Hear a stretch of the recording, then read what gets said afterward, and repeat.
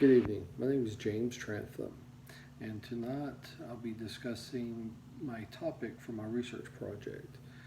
My topic I chose was the Battle of Cowpens, on how it affected the events that led up to the siege of Yorktown. Chose this because Cowpens is near me, within an hour and a half drive. So I actually spent a day down there,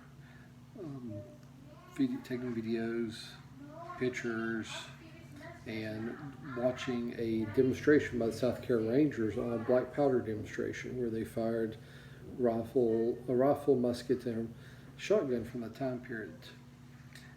The resources I've used was a walking guide produced there by the National Park Service for the park itself. There's a walking trail that you can take that goes through the battlefield, and you can actually take this guide and follow along in the guide with how you walk, showing you the areas where the forces will have been, the British forces, the American forces, and how they were, their tactics they used, and how they moved on the battlefield itself.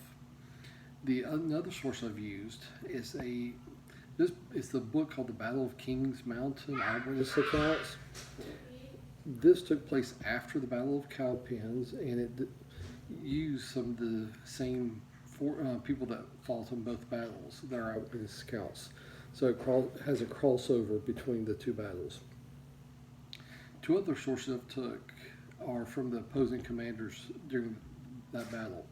I've got a letter from Daniel Morgan, who's the commander of the American forces, and he had wrote to Nathaniel Greene, who's in charge of the Continental Army in the South, and he described the battle and the outcome and the results of it.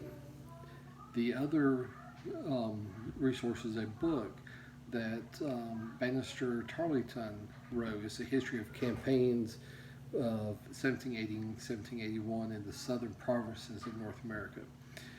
Tarleton was on the British side, and during the battle, his force was actually wiped out and no longer effective force, and he had a force of dragoons, and they would be the ones scouting in front of the army.